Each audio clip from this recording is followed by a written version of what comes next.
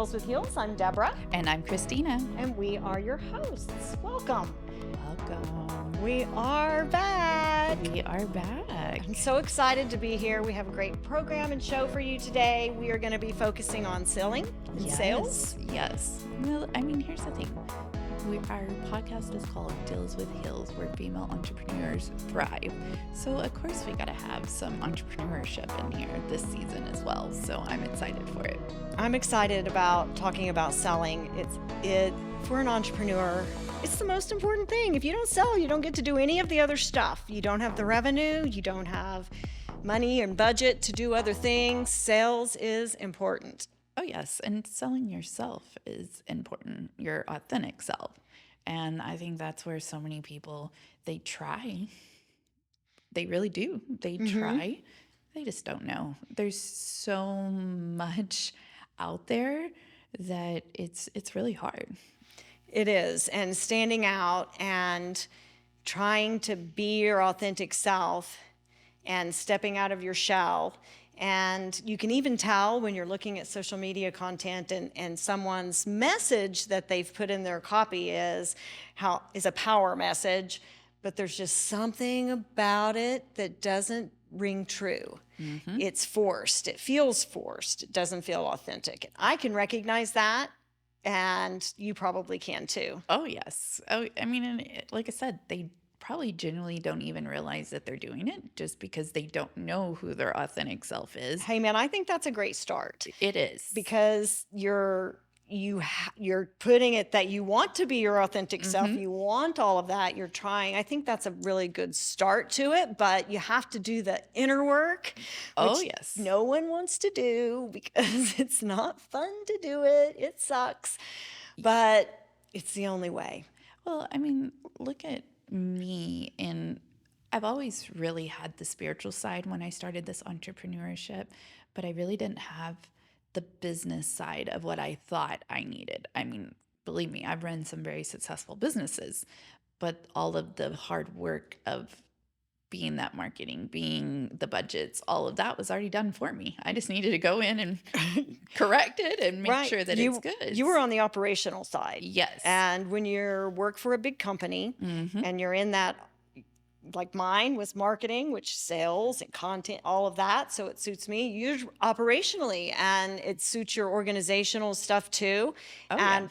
That's why we make such a good team. Oh, most definitely. And the biggest thing that I have learned is even being more true to myself, it comes out more naturally as well. So the big thing is, for me, it's always been any kind of sales is that ucky salesman, that you just don't want to be. So having to reframe my mind into not all sales are bad, right? That sales are good and you need to be able to ask for the sell is a good thing, and you don't have to be slimy doing it. And you don't have to sound slimy, and you won't sound slimy if you're authentic. Yes. If you think of it in the terms of my product and my services, how do I help somebody solve a problem for them? And now you're only talking to somebody that has that problem or that might know someone that has that problem. Now you're not forcing it. Now you're not trying to convince them that they need you. Right then, you're just explaining what your product is and asking if they know someone that you could help. And that's a whole nother thing. It takes the pressure off of them, and they're like, oh, okay, yeah, let me think about it. Instead of the immediate defensiveness of, she's trying to sell me, what am I going to do? Right. And one of the things that I do in my sales coaching is talk about false objections. And that is the bullshit answer that they give you when you ask for the sale and they're like, well, I've got this or that, or my husband done, but blah, blah, blah, like this Charlie Brown teacher. Womp, womp, womp, womp. That's kind of what it sounds like. And I will tell you that close to 90% of the time, it's about the money. It's always about the money. So when you're in that sales meeting and you're selling that person, and they may tell you it's about the money, but chances are they'll tell you it's something else that you can overcome. Right. So you overcome that objection, and they're still, so you know it's about the money. And the response, most people are like, I know, and I can't lower my price. And because that's not the right thing to do anyway, Right. it's build value. They're not telling you it's too much money. They're telling you, I don't value it that much. And the only way to overcome that is to build more value.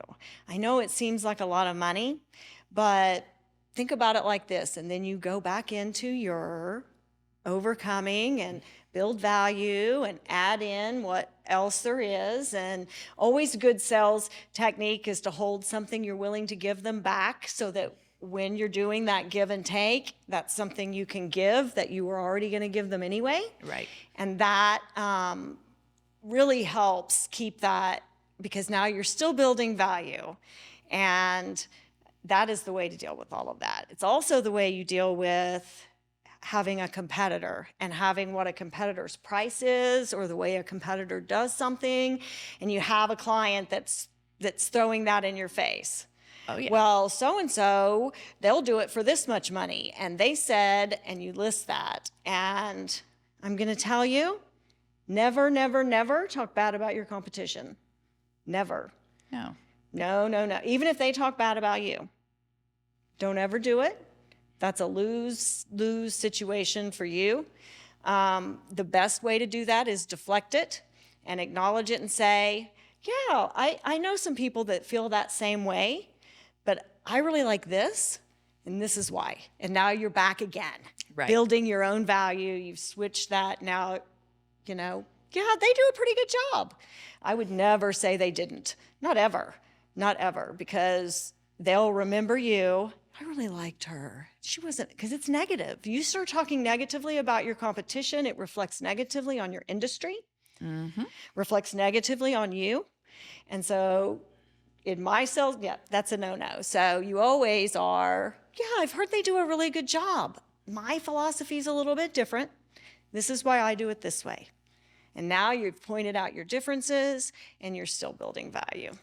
Well, another big thing is you sometimes go into a situation in the beginning, and I did this in the beginning, is, oh, they said no, we're done. I'm not going to be one of them people that are always in their inbox. They said no, they don't want it, Well, it was just no, not right now. And it wasn't one that I forced it, but they ended up watching my content. They ended up seeing me completely show up time and time again, and then eventually became my client.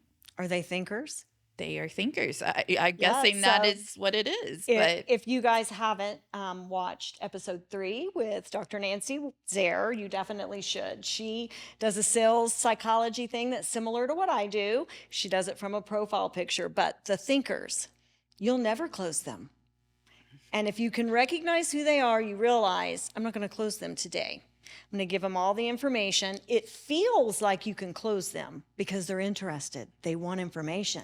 They're asking questions. They want information, but they want it, and they want to think about it. They want to reread it. They want to ask some people questions. And so just like what Nancy said, same for me, you recognize that. It's not that you don't give them attention that day, but you realize this is going to be a deal in 3 months. Yeah. And then you set them up with the drip campaign. You make contact with them probably once a week. You send them something, and they may or may not respond. But I promise you, if they're a true thinker, they're opening it and reading it, and they may not even, but then 3 months later, they'll call you and they'll say, okay, I'm ready. Yep. So in a way, they're the easiest ones to sell, but you can't close them, so you don't get that gratification. But that's probably who they were. Yep. But maybe not. Maybe they just had an objection that was fairly legitimate, and over your content, you overcame that objection. But had you been able to recognize it and had some sales training and coaching then, like you have had, you would have been able to figure it out and then come back and say whatever it is that would have gotten them over the punch, if they aren't the thinker. But if they're the thinker, it doesn't matter how much of that you do, you will never close them at the beginning, but it will feel like you can. Oh, That's yeah. what's so frustrating about it. It'll feel like you can, and you just can't let it go like a dog with a bone. Oh my Gibbs with his goodness. ball. Okay, so this season is all about becoming unstoppable, and I know that this is your level of expertise. So, somebody like me that truly doesn't have the best friend that's a marketing genius, but somebody like me that really is trying, but they're just not getting it. What can they do to kind of take that step back versus go out and get that big social media campaign going and all of that? Like, where would you suggest when somebody is beginning their journey, and especially with the sales parts of it, what would you suggest that they do first? So, usually somebody's starting a business doing something that they're good at, right? So, like me, I'm good at marketing. I started a marketing business. Somebody that's a roofer might be starting a roofing business. And so they're probably really good at roofing, but the business side, and they may have some acumen for selling and other people don't, but there's nothing more important than selling because that leads to the revenue that lets you do all the fun stuff that you do like. And so the first thing is just be in the right mindset. Because if you constantly dread in your mind, maybe verbally, and don't want to do it, and you constantly dread the sales game, that mindset alone is going to limit your success, not just because you're not transferring enthusiasm, and a sale is a transfer of enthusiasm. I'm so excited. I'm able to help you look at this great product or service that I have and get you excited and tell you all the good stuff so that you get excited. If I am starting out with the ho hum, I don't want to go do it, then you can't really exchange enthusiasm because you're not enthusiastic. So having that right mindset is really important. And you already have the knowledge, or you wouldn't be in that industry. Right. So that's important. Have the confidence that you started a business in whatever it is, whether it's tattoos or a restaurant or a chef, whatever it is, you felt confident enough in your ability to do that you started a business doing it. So let that confidence fuel that mindset of, I do know what I'm doing. I can do this. And then the first thing I always tell people to do is to work their warm market. And your warm market, they call it warm because people are already warmed up to you. You know them. In some way, shape, or form, you know them. If they saw you, hey, Christina, they know your name, they recognize your face, you know them, you have their phone number, you have their contact information, they'll likely be happy to hear from you. And so working that warm market is important because it lets you ease into it. People that know you and like you likely aren't going to be mean to you. They will not answer you, but they won't be mean to you. Right. And that's an important difference to make. And so I always recommend really sitting down with a piece of paper and a pen. I suppose you could do it on a note taking thing on your phone, or I'm a handwritten note person and I like that, writing it out and seeing it. But every single person you know, start with the letter A and write down every single person that you know. First name if it's an A, last name if it's an A, and then all the way through that list. And you should have a lot. If you don't, then look in your phone contacts because you're not remembering everybody probably, because we all know quite a few people. And then I would contact them. And remember, you're not contacting them to sell them. You're contacting them to say hi and tell them what you're doing, what you've been doing lately, and how you've been helping people, and do they know anyone that you would be able to help? And I see that's where so many people go wrong. It is. Because the minute somebody says that, I have been several organizations where it's call all your friends and ask them if they want this product, and it's intimidating. It's ucky. It feels ucky. And so many people do it, and then that's where once again, that slimy salesman comes in. And you see and I know you're on a lot of the business and entrepreneur threads on social media, and you will see people on there talking about, none of my friends do business with me, none of my family's bought anything from me. And you know what? That's probably a good thing, because you shouldn't be relying on that. You should be talking to them as though they are your long-term referral partners. These are people that like you and want to see you succeed. You can't succeed by having them buy everything from you. Yep. That's a very limiting way of thinking, right? That it's like when you join a networking group and there's 25 people in the room with you. If you're thinking, I'm going to sell to these 25 people, then you are so limiting yourself. It's not that I don't want their business. If I get their business, that's cherry. I'm certainly going to be happy I have it, but that's not what I want by joining that group.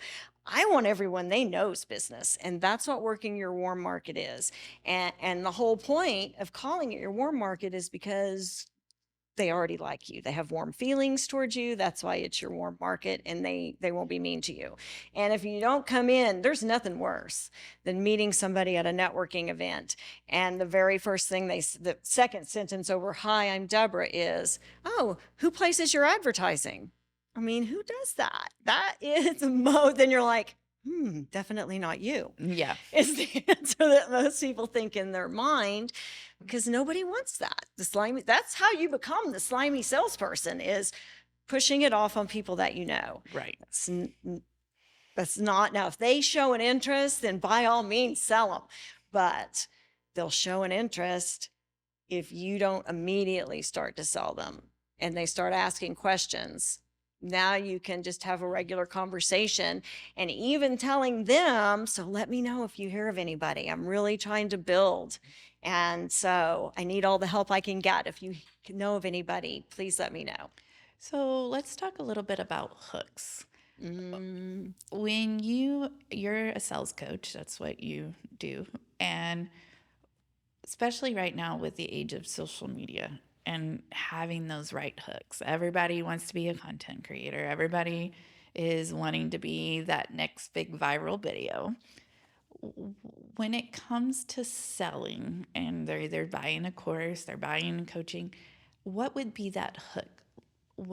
What's some good hooks that people need to make sure that they have in all their content? Having that hook is what kind of identifies it as a sales message to a certain extent. So if you're interested in having a nice, smooth complexion, you're going to want to see this. That's the hook, right? Whatever it is, it's that interest creating remark. When I teach door-to-door selling, when you come in, interest creating remark. Something to make them want to talk to you that doesn't immediately put them off that you're a salesperson. And you're automatically, when you have that, if you're interested in this, or don't miss out, this is ending soon.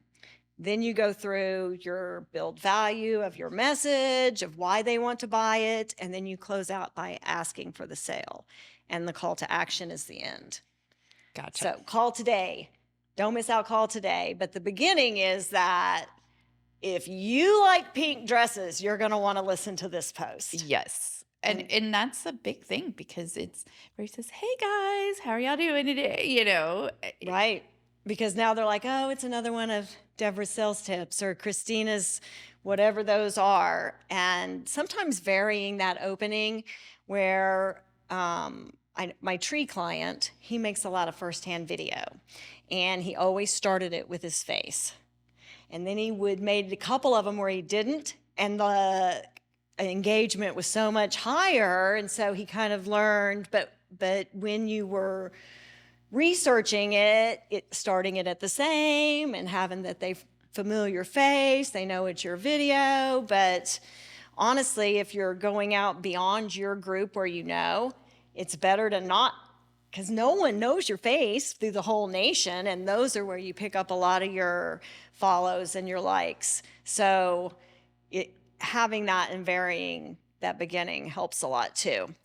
And I feel like even selling yourself, like when you are wanting to be a guest, like on a podcast, even selling yourself to get on that podcast. I think that that's huge as well. It is, and something that I've recently found success at, and kind of getting that magic formula a little bit. So you guys have to look on my social media. I'm a guest on a lot of podcasts recently, but selling yourself is the same thing, right? What do you have that's special that you can talk about that will hook them in, right? If you've been struggling to close sales, then you're going to want to listen to my podcast. Yes. Yes. So still identifying with the problem that somebody that's going to want your service that you're going to solve for them, and hooking them in with that.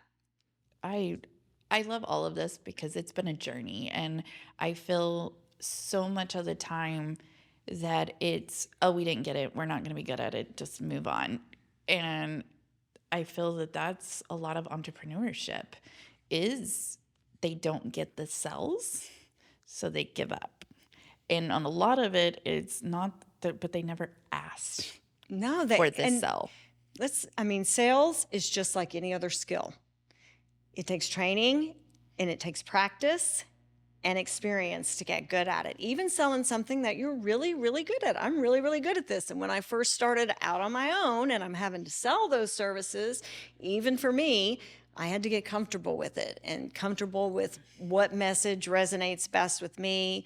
And it's a process, and you have to be flexible, and you can't take it personally if they don't want you, if they don't want your services, and you don't burn that bridge. You're like, man, I so appreciate you giving me the time. If you can think of anybody else that might be able to need my services, I would so appreciate a referral. And if there's anything I can do for you in the future, please let me know. I'd love to send some business your way too. Now you've walked away and you've made a contact and a friend, and they don't feel bad like, I can't talk to her later because I didn't buy from her. When you see them out, it's still a friendly exchange, because you never know when they're going to know somebody that will be able to use your service. And I get referrals, and they'll say, yeah, so-and-so from this, and it will be an event from 7 months ago. But they remembered, and I was top of mind. And so it's important too to build demand, but on those sales posts, you have to focus on selling and have the presence of mind of, because the client that was posting on Facebook and Instagram and doing a little bit of paid ads and that didn't work, if you ask them, they would say, oh yeah, that social media, Facebook didn't work for me. Well, we all know social media works, right? So unfortunately, they were targeting the wrong people at the wrong price point with an ineffective message and call to action, and putting it on the wrong platform. So all of those things are important. Know your audience. Know, where are they? Maybe they're not on Facebook or Instagram. Maybe they're on TikTok or Snapchat. Or where are those people that specifically you're wanting to sell and your content to sell to? And then make sure you're putting it there, and that you're putting a message out there that they're going to respond to. So if we're talking about some luxury item, then you probably don't have to discount it. But if we're talking about something that is appealing to a family with small children, then a discount, a coupon, that will identify to them. But if you put a discount and a coupon on a luxury item, then they're not going to buy it from you, because there might be something wrong with it. What if it's counterfeit? Because it's a different mindset for that customer. So keeping that in mind too is really important. But just adding a hook and a call to action to content and focusing on what you're selling. Right? So when you and I first started working in sales, and I would ask you, so what is this post selling specifically? And that makes you think about it, and you're like, oh, I don't know what it's specific. So let's be specific in that content. If you're selling digital advertising, then digital advertising is what that post is about, with the hook and the call to action at the end. Right. So if you do that in your content and you mix that in, then you'll do well. And I think it's not that the other content isn't important. Of course it's important. It is. It's not the most important. And it's not the first thing that I would spend my marketing budget on. And small business people don't understand that. My industry's gotten very segmented with you've got agencies and you've got digital marketing agencies and social media agencies and website developers and videographers and content creators and photographers, and they all sell themselves as doing, we can help you with your branding and we can help you with this and we can help you with that, which is good selling, right? What problem do I solve? But they don't have sales experience, and so none of their content sells. And it's not a character flaw. It's nothing against them. That's just not what their specialty is. And it's important that if you hire a marketing person that doesn't have that, that you get it yourself as that business owner, because ultimately it's your responsibility and you have the value. You're the one who knows how to build value. You can't expect a non-salesperson without that sales experience and not in your industry to be able to know how to build out value for your company. You have to be involved in it every month. So, what would you say is your number one tip for your sales coaching clients? Like, what do you make them do? I think that most salespeople, once they get somebody in front of them that's fairly interested, they're pretty good salespeople, right? I bet if you have a really high close rate, once you get in front of somebody, Oh, I got them. right, you sell them. So really the biggest challenge, I think, is always prospecting and generate those leads and getting their butt in the seat so that you can sell them.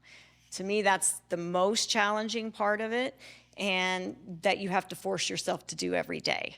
And that is prospect for new leads, whether that's networking.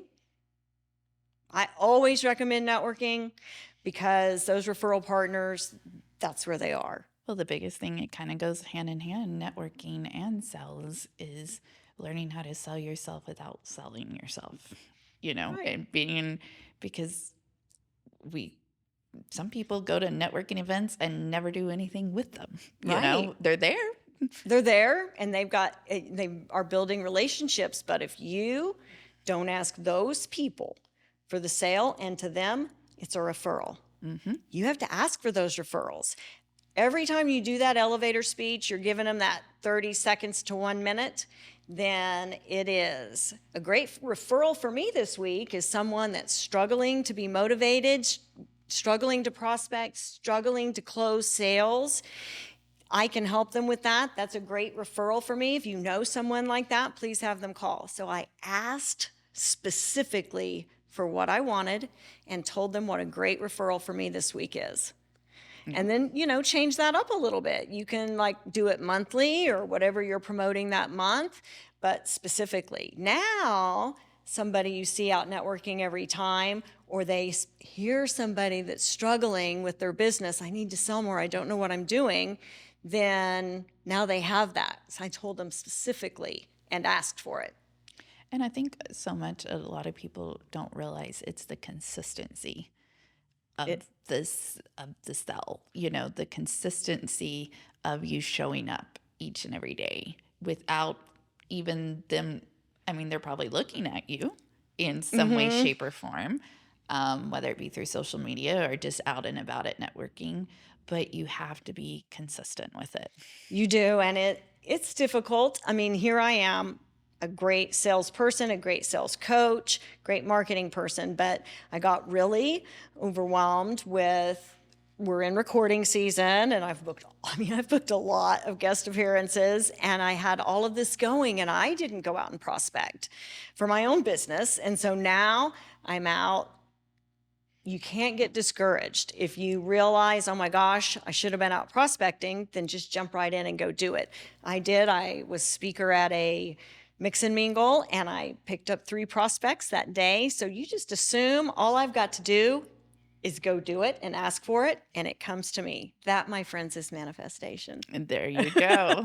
And that's what I'm good at. Yes. So, you got to do the work. Oh, yeah. It's not going to just bring me clients because I'm busy working, and I've got to do the prospecting. But if I do it, then it will come. It's all about that action. Yes, it is. Yes, and it is. It'll come in the most uncrazy ways, for So sure. for me, it's small goals. If I'm going in a networking event, I'm probably going to know people that are there. And I do want to talk to them because I had been slacking off on my networking. Some of them I haven't seen, so I need to refresh with them. But I always give myself a goal. I'm going to meet 3 people I've never met. And I go do that. And the same as if you're doing door-to-door sales. I'm not going home and calling it a day until I've spoken to 3 more people, or until I've gotten 3 more roof inspections, or and then that pushes you to keep going and keep going, and eventually. So those small little goals are really helpful to maintain that motivation and to keep going when you just want to go home. Oh, yes. Now, I will say this, that if it feels forced, and if you're feeling like there's stumbling blocks in front of you that are making prospecting difficult, not that you don't want to do it. That's not the reason. But if there's something like Christina and I were out prospecting for sponsors for our show. And like a good sales coach, we had mapped our entire, like 14 people we were going to go see. We'd mapped it out on Google Maps, our entire route. Seriously, for real, a roadblock. We couldn't even get to one of the businesses. We get to one of them, and they've moved locations and are in downtown Oklahoma City now, which is not where we were. So all these things were preventing us from doing it, external forces. Then I'm going to tell you that the universe is telling you today's not the day. Mm-hmm. And we agreed after the 3rd one, okay, something's up. Yes. And then I said, let's go to Remington. Mm-hmm. And I was struggling to get us in the door to do our live broadcast on Kentucky Derby Day. And we got in the door. We went to Remington. So pay attention when your mindset's in the right place. You'll see those clues. But those goals, if it's just like, wah, wah, I don't want to, those small goals, okay, you don't have to do it for the rest of the day. I have 3 more conversations. That's all I have to have. And then I can go home. And I can call it the end of this day. Mm-hmm. So those holding that account, you love that for the accountability, don't you? Oh, yeah. I mean, it's one of those that without self-discipline, without accountability, you will not be a great entrepreneur. Plain and simple. Because at the end of the day, the only person that can do it is you. And it's like working out, right? So I had surgery last December and I couldn't work out for like 5 weeks, and I lost my discipline. Now I only work out when I'm motivated, and that's not every day. And it's the same thing. I'm not motivated to go prospecting every day, but discipline wins the day. And an entrepreneur has to be disciplined in what they're doing every single day, even their self-care, which is, as y'all know, what I struggle with. It's a beautiful thing. So that's really the key. And hopefully, I think everyone will be able to go out, sell a little bit more. And it was great to be able to focus on some of that. Oh, yes. I mean, like I said, at the end of the day, we're still an entrepreneurial podcast. That's right. We got to throw some business in here sometimes. Well, and we do. We do have some great business guests too that have had a great entrepreneur story, but we don't have a good chance to give our own tips. And so it was great to be able to do that. Yes. And so we're coming to an end. Yes. Thank you guys so much for tuning in. Please check out the show notes where you can link to my website and Christina's website. You can always find us at dealswithheels.com. Please email us at dealswithheels.com. We'd love to know about your sales challenges and your sales successes, and any questions that you might have. We'll try to answer those as well. Absolutely. Okay. Until next time, everyone. We're out.